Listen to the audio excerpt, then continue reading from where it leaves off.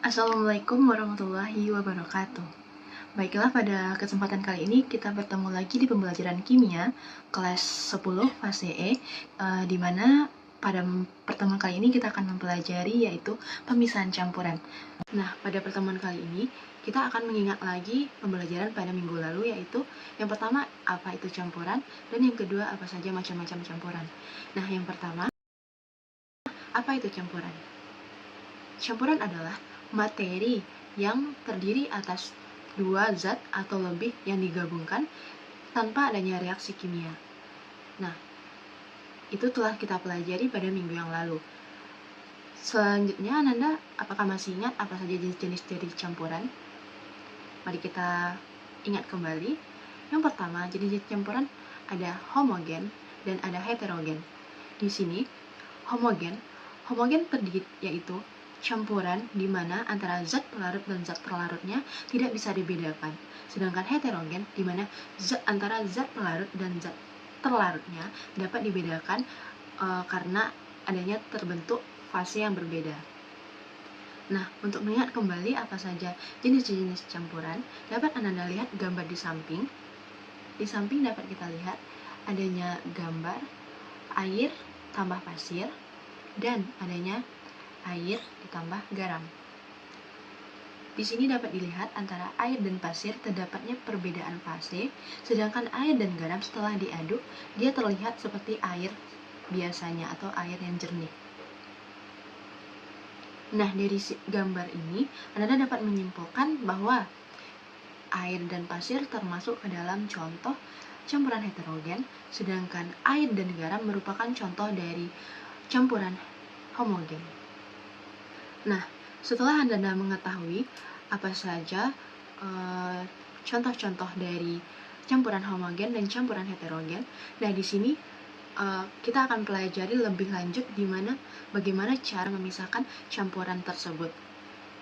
Sebelum memulai pembelajaran, silakan Anda kerjakan terlebih dahulu pretest yang ada pada classroom untuk melihat kemampuan awal Anda sebelum memasuki pembelajaran lebih lanjut.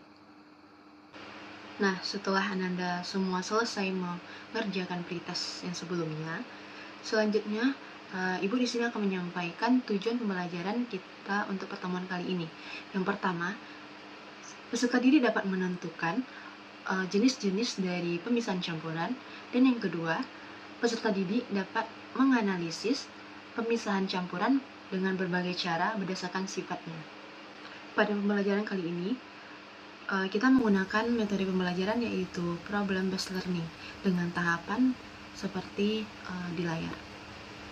Baiklah, mari kita mulai pembelajaran pertemuan kali ini.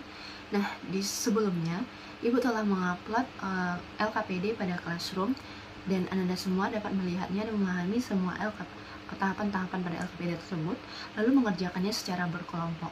Sebelumnya Ibu akan menjelaskan terlebih dahulu bagian pertama, yaitu orientasi.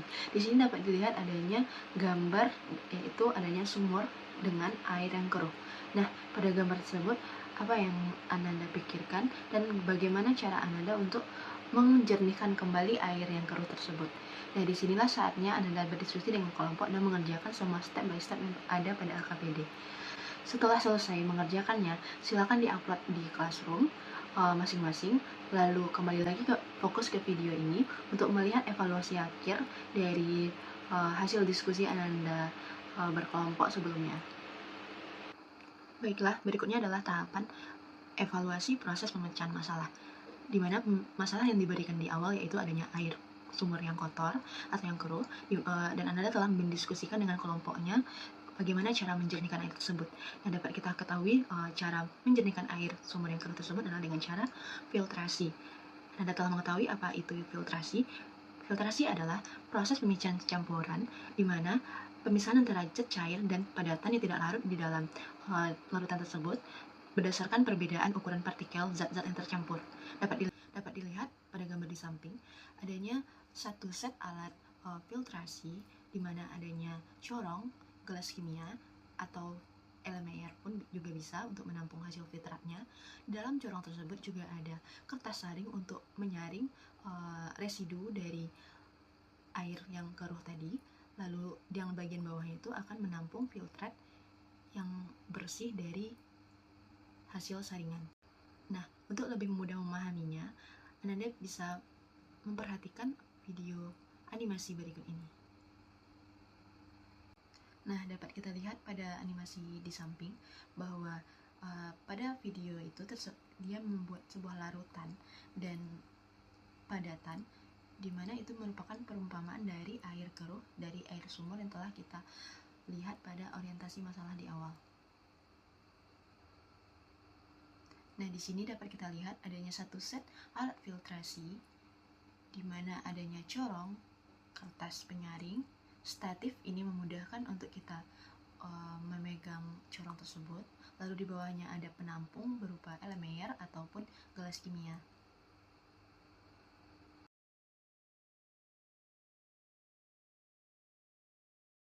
Nah, untuk menyaring air keruh tadi, air keruh dimasukkan dari bagian atas dan perlahan air tersebut akan turun ke bawah, sedangkan residu akan tertinggal di kertas saring.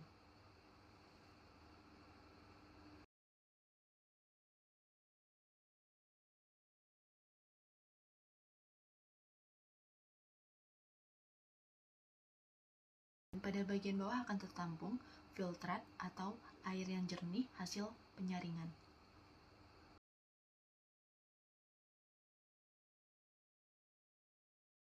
Nah, itulah animasi dari proses filtrasi. Anda semua dapat menerapkannya di kehidupan sehari-hari. Pembelajaran kita sampai di sana. Untuk itu, kesimpulan pada pembelajaran hari ini yaitu proses pemisahan campuran dapat dilakukan dengan salah satu caranya, yaitu filtrasi, di mana filtrasi adalah pemisahan campuran antara zat cair dengan zat padat yang tidak tercampur atau tidak terlarut di dalam larutan tersebut berdasarkan ukuran partikelnya. Nah, di sini dapat kita lihat bahwa filtrasi dapat digunakan untuk menyaring, salah satunya untuk menjernihkan air sumur yang keruh, dan selain itu juga dapat kita terapkan pada air yang tercampur dengan pasir dan lain sebagainya.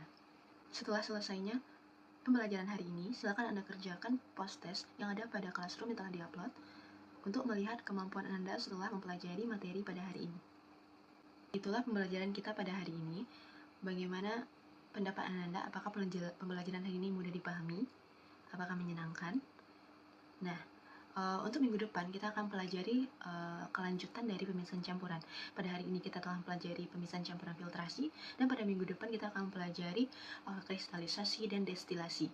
Untuk itu, Anda semua silakan dibaca terlebih dahulu materi-materi tentang destilasi dan kristalisasi agar saat post-test, saat pretest, nilai Anda bisa lebih meningkat lagi.